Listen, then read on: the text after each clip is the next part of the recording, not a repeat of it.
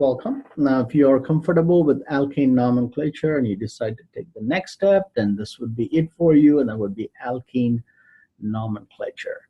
If you see, the three table arrangement is even here, and the table on the right and the table below on the screen are identical. The only difference this time is I've given you more for the identical substituent, but it doesn't change. It's exactly the same thing.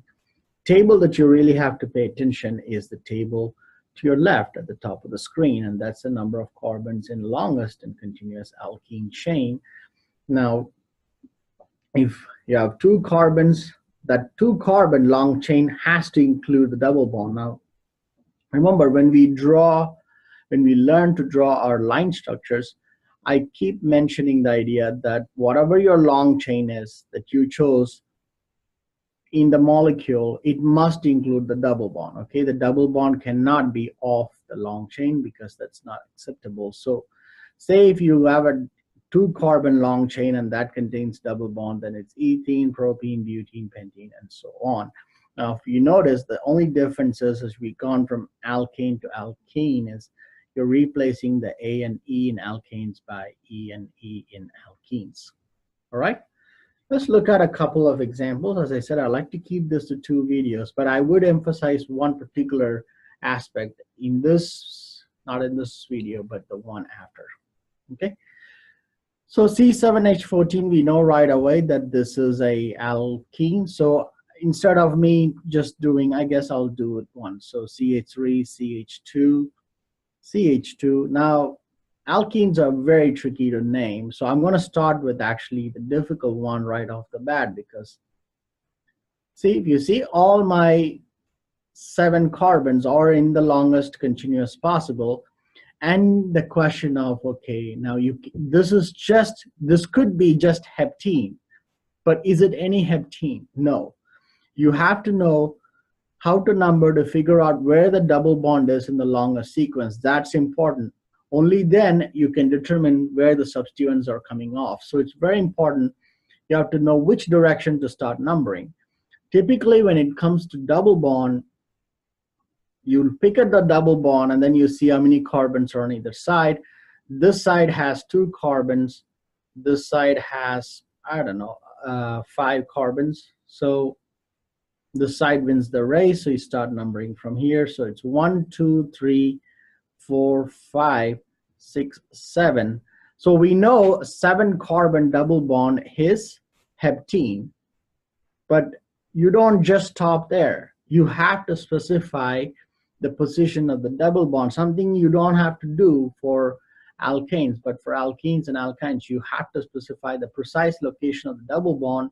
It's between 2 and 3, but the lower number of the 2 wins the race, so it's 2 heptene. Now let's go one step further and actually start putting in a substituent. Let's say I have this. Let's see, 4, 5, 6, and 7. This is an alternate isomer. Now you see why I taught you the isomers first and then the line structures and then this. Because you have to learn this material in a certain progression to really make sense of it. You cannot just learn it in any sequence and actually make sense. So again, where do you start? Well, this is my long chain, all right? And that contains 1, 2, 3, 4, 5, 6 carbons. And the long chain also contains a double bond. So it's hexene, right? But can I just put hexene? Well, I have to first, the last name, you have to specify where the double bond is, and you have to decide where to start numbering. As I said, you pick the double bond, you see this has 2, the side has 4, so the side wins. So it's 1, 2, 3, 4, 5, 6. So it's basically 2 and 3, and 2 wins, so 2 hexene. That's the last name. That's the first part of the problem. We have to still figure out the first name.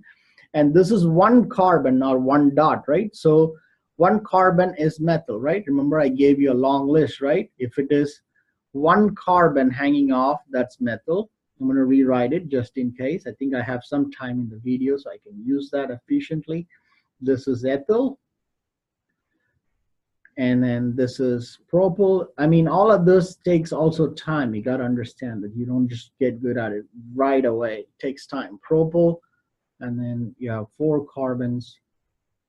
That would be butyl. I don't want to go any more than this. Okay, that's butyl. I think if you want, you can go back to the previous video. I think there's pentyl.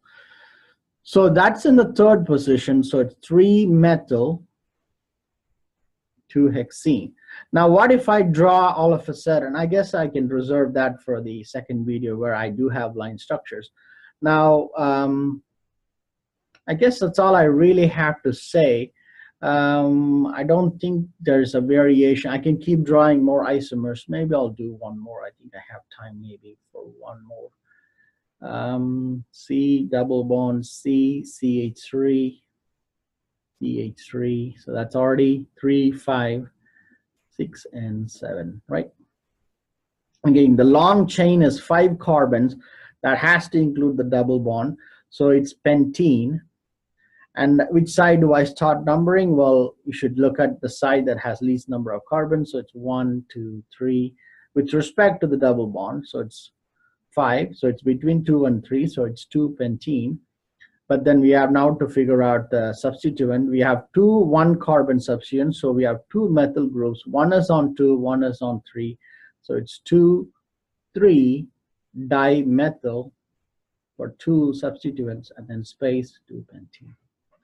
And that's all I had to say, because I have even a special sequence that's with the line structure, another example, which I will talk about in the 2nd and final video for alkene nomenclature. All right, so stay tuned.